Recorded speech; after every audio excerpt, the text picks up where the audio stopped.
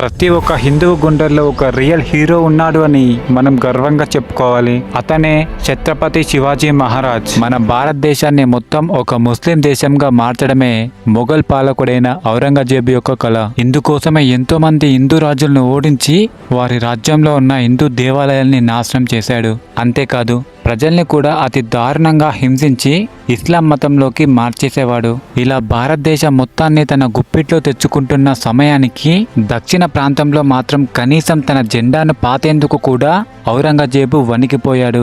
ఎందుకంటే ఆ మరాఠీ సామ్రాజ్యాన్ని పరిపాలిస్తుంది మరెవరో కాదు, ఛత్రపతి శివాజీ మహారాజ్. ఈ మహారాజ్ ఉన్నంత వరకు మొఘల్ పాలక వ్యవస్థ అక్కడ సాగేది కాదు. భారతదేశంలో మొఘల్ పాలక వ్యవస్థ నడుస్తున్నప్పుడు హిందూ మతం మొత్తం కనుమరుగైపోయింది. అప్పుడే మొఘల్ సామ్రాజ్యం నుంచి హిందూ మతాన్ని రక్షించిన ఏకైక వీరుడు ఛత్రపతి శివాజీ మహారాజ్. కేవలం ఈ మహారాజ్ పేరు వింటేనే మొఘలులకు చెమటలు పట్టేవి. శివాజీ తన ధైర్య సాహసాలతో ఎందరో ముస్లిం పరాక్రమణ దాడులను వ్యతిరేకించి హిందూ మతాన్ని కాపాడాడు. కానీ తన రాజ్యంలో మాత్రం లౌకికవాదాన్ని పాటించాడు. అన్ని మతాల వారిని సమానంగా చూశాడు. అంతేకాదు ఇతర మతంలో నుంచి హిందూ మతంలోకి వచ్చిన ఒక వ్యక్తికి తన కూతుర్నిచ్చి వివాహం కూడా జరిపించాడు. కేవలం హిందూ మతాన్ని కాపాడడం కోసమే ముస్లిం దురాక్రమణ దాడులతో యుద్ధం చేశాడే గాని ఎప్పుడు కూడా ఇతర మతాన్ని వ్యతిరేకించలేదు. తన రాజ్యంలోని సైనిక వ్యవస్థలో కూడా ఎంతో మంది ముస్లింలు ఉన్నారు. వారందరికీ కూడా ఒక సముచిత స్థానాన్ని కల్పించాడు. భారతదేశ ప్రజలు ఇతన్ని ఒక రాజుగానే కాదు, ఒక దేవునిలా కూడా చూస్తున్నారు. అతని పేరే ఛత్రపతి శివాజీ మహారాజ్. ఈ వీడియోలో ఛత్రపతి శివాజీ మహారాజ్ జీవిత చరిత్రను మీకు చెప్పబోతున్నాను. అలాగే ఛత్రపతి శివాజీ జీవిత కాలంలో ఏం విషయాలు జరిగాయి అన్నిటినీ ఈ వీడియోలో చర్చించుకుందాం. ఛత్రపతి శివాజీ మహారాజ్ జీవిత చరిత్ర చాలా ఇన్స్పైరింగ్ గా ఉంటుంది. కాబట్టి ప్రతి ఒక్కరిని చివరి వరకు చూడమని కోరుతున్నా. అండ్ ఇలాంటి వీడియోస్ మీ ముందుకు తెచ్చేందుకు మీ సపోర్ట్ గా జస్ట్ ఈ వీడియోకి ఒక లైక్ చేయండి చాలు. శివాజీ 1630 ఫిబ్రవరి 19న పూణేలోని శివనేరి కోట షాహాజీ జిజాబాయి దంపతులకు జన్మించాడు. శివాజీ మహారాజ్ యుద్ధభూమిలో తన పరాక్రమాన్ని ప్రదర్శించాడు. అత్యున్నత పాలనాలను నిర్వహించాడు.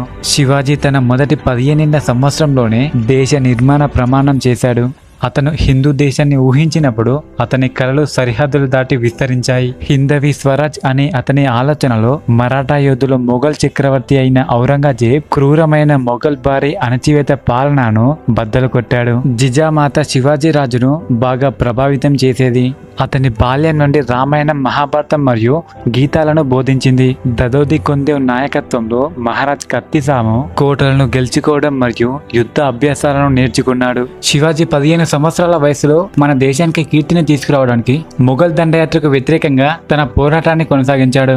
హిందువులందరికీ ప్రేరణ కల్పించేందుకు ఒక రక్షకుడిగా నిరూపించాడు. శివాజీ రాజును గేరిల్లా వార్ఫేర్ పితామహుడు అని పిలుస్తారు. అంటే భూములు, భౌగోళిక స్థితి మరియు అతని శత్రువులపై దాడి చేయడం. దాడులు అంటే మెరుపు దాడులు మరియు ఆకస్మిక దాడులపై గేరిల్లా వ్యూహాలను కలిగి ఉంటాడు. అంతేకాదు మన శివాజీ మహారాజ్ ప్రజాపాలన వ్యవస్థ గురించి కూడా కలలు కన్నాడు మరియు హైదవీ స్వరాజ్ అనే నినాదాన్ని రూపొందించాడు. ఈ కళ స్వతంత్ర పోరాటంలో గాంధీ మరియు తిలక్ వంటి స్వతంత్ర సమరయోధులను ప్రభావితం చేసింది. శివాజీ 1674 నుంచి 1680 వరకు మురాఠీ సామ్రాజ్యం మొదటి రాజు. శివాజీ తన సాంప్రదాయేతర గేరిలా వ్యూహాలకు ప్రసిద్ధి చెందాడు. ఇది మరింత శక్తివంతమైన శత్రువులను ఓడించడంలో సహాయపడింది.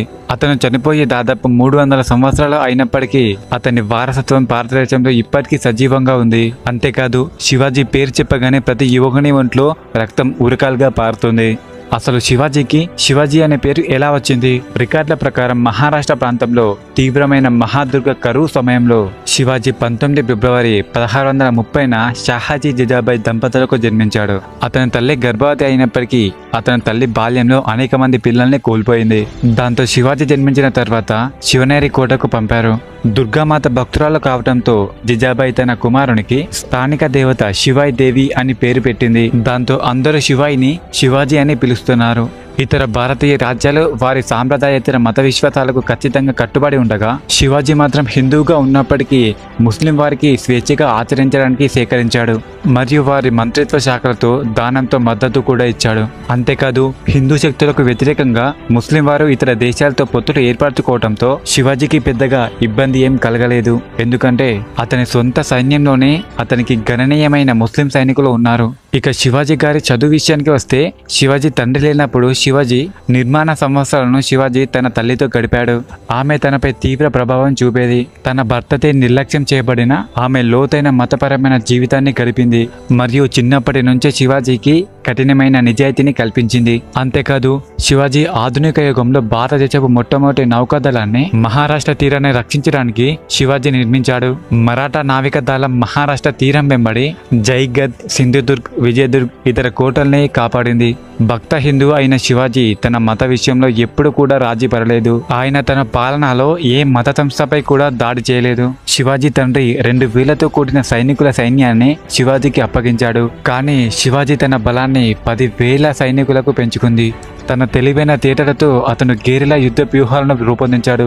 ఔరంగజేబ్ మరియు అతని జనరల్స్ శివాజీని అతని గేరిల్లా వ్యూహాల కారణంగా శివాజీని పర్వత ఎలుక అని పిలిచేవారు. అతను మొఘల్స్లపై దాడి చేసి పర్వతంలో ఉన్న తన కోటకు తిరిగి వెళ్ళాడు. శివాజీ మహారాజ్ను జాంతరాజు అని పిలుస్తారు. జాంతరాజు అంటే తెలిసిన మరియు అర్థం చేసుకునే రాజు అని అర్థం. సింహగన్ యుద్ధం తర్వాత 1674 జూన్ 6న శివాజీకి మరాఠా రాజుగా పట్టాభిషేకం చేశారు. రాయగఢ్ కోటలో వేద పట్టణాల మధ్య శివాజీని క్షత్రియ రాజులందరికీ అధిపతిగా క్షీణిస్తూ ఛత్రపతి అనే బిరుదును పెట్టారు. 17 ఏళ్ల వయసులో శివాజీ మొట్టమొదటి యుద్ధం చేసి బీజాపూర్ సామ్రాజ్యానికి చెందిన తోర్నా కోటను సొంతం చేసుకున్నాడు. మరో 3 ఏళ్లలో రాజ్గఢ్ కోటను సొంతం చేసుకుని పూణే ప్రాంతానంతా తన స్వాధీనంలోకి తెచ్చుకున్నాడు. దీంతో శివాజీ తమ కోటలను సొంతం చేసుకోవడం చూసి ఆదిషా మోసపూరితంగా శివాజీ తండ్రైన షాహాజీని బంధించాడు. తర్వాత శివాజీని బెంగళూరులో ఉన్న శివాజీ అన్న షాంబాజీని పట్టుకోవడానికి 2 సైన్యాలను పంపగా శివాజీ మరియు శివాజీ అన్న తన సైన్యాన్ని ఓడించి తన తండ్రిని కాపాడుకున్నారు. దాంతో ఆదిషా యుద్ధ భయంకరంగా పేరు పొందిన అఫ్జల్ ఖాన్ ని శివాజీపైకి యుద్ధానికి పంపించాడు. దాంతో శివాజీ మెరుపుదాడులు గేరిలా పద్ధతులను తెలుసుకున్న అఫ్జల్ ఖాన్ శివాజీని ఓడించడానికి యుద్ధభూమి మాత్రమే ఏకైక మార్గమని శివాజీని రెచ్చగొట్టడానికి శివాజీ ఇష్టదైవమైన భవానీదేవి దేవాలయాన్ని కూల్చాడు. ఇది తెలిసిన శివాజీ తన యుద్ధానికి సిద్ధంగా లేదని చర్చలకు ఆహ్వానించాడు. ప్రతాప్గఢ్ కోట దగ్గర ఇద్దరు సమావేశం అవ్వడానికి ఇద్దరు అంగీకరించారు. అఫ్జల్ ఖాన్ సంగతి తెలిసి శివాజీ ఉక్కు కవచాన్ని ధరించి పీడుబాకు లోపల దాచుకున్నాడు. అఫ్జల్ ఖాన్ శివాజీ చర్చలు జరుపుతుండగా అఫ్జల్ ఖాన్ దాచుకున్న కత్తిని తీసి శివాజీపైకి దాడి చేయాలనుకున్నాడు. కానీ శివాజీ ఉక్కు కవచాన్ని ధరించడంతో ఆ ప్రమాదం తప్పింది. అంతలో అడ్డు వచ్చిన అఫ్జల్ ఖాన్ సైనికులను శివాజీ సైనికులు అడ్డుకున్నారు. దాంతో శివాజీ తన దగ్గర పిడిపులి గోర్లతో అఫ్జల్ ఖాన్ ని పొట్టను ఉగ్ర నరసింహ వలె చీల్చి చెండాడాడు. దాంతో అఫ్జల్ ఖాన్ తప్పించుకొని గుడారం నుంచి బయటికి వెళ్లిపోయాడు. దాంతో అఫ్జల్ ఖాన్ సేనను శివాజీ సేన దట్టమైన అడవుల్లో మెరుపు దాడులతో మట్టి కనిపించింది. ఈ విజయంతో శివాజీ మరాఠా యోధుడిగా మహారాష్ట్ర అంతా పేరు తెచ్చుకున్నాడు. ఇక ఎలాగైనా శివాజీని అణిచివేయాలని బీజాపూర్ సుల్తాన్ యుద్ధవీరునిగా పేరు తెచ్చుకున్న అక్బర్ పస్తూన్ సైనికులను పంపించగా అక్బర్ పస్తూన్ యొక్క సైన్యాన్ని శివాజీ సైన్యం చిక్కుచిక్కుగా ఓడించి విజయం సాధించింది. ఈ సంఘటన శివాజీ కీర్తి ప్రతిష్టలు భారతదేశం అంతా వ్యాపించింది. ఎందరో హిందూ రాజులకు ఆదర్శంగా నిలిచాడు. ఇక శివాజీ యొక్క శిబిర దశ ఎలా ముగిసింది? జూన్ 6, 1674న రాయగఢ్ కోటలో వేద పట్టణాల మధ్య శివాజీకి ఛత్రపతి అనే బిరుదు పెట్టారు. కొన్నాళ్లకు 50,000 బలగంతో దక్షిణ రాష్ట్రాల దండయాత్ర చేసి వెల్లూరు, గింగిలను సొంతం చేసుకున్నాడు. 27 ఏళ్ల పాటు యుద్ధాలలో గడిపి హిందూ రాజులకు ఆదర్శంగా నిలిచాడు. ఇక ఛత్రపతి శివాజీ 3 వారాలు తీవ్ర జ్వరంతో బాధపడి ఏప్రిల్ 3, 1680 మధ్యాహ్నం 12 గంటల సమయంలో రాయగఢ్ కోటలో మరణించాడు. దాంతో శివాజీ పెద్ద కొడుకైన షాంబాజీ తర్వాత రాజ్యాన్ని చేపట్టి మొఘలులకు సామర్థ్యంగా పరిపాలన కొనసాగించాడు. ఇలా ఛత్రపతి శివాజీ మహారాజ్ యుద్ధంలో ఒక గొప్ప వీరునిగా పోరాడి భారతదేశం అంతా అతన్ని ఒక దేవునిలా చూశాడు. ఈ విధంగా ఛత్రపతి శివాజీ గారి జీవిత కథ ఉంది. ఈ వీడియో మీకు ఎలా అనిపించిందో కామెంట్ చేయండి. అంతేకాదు ఇలాంటి వీడియోస్ మీ ముందుకు తెచ్చేందుకు మీ సపోర్ట్ గా జస్ట్ ఒక లైక్ చేయండి చాలు. మీకు లైక్ చేయడం చిన్న పనే కావచ్చు, మీ లైక్ నేను పొందేందుకు నేను చాలా కష్టపడుతున్నాను. సో దయచేసి ఈ వీడియోకు లైక్ చేయండి.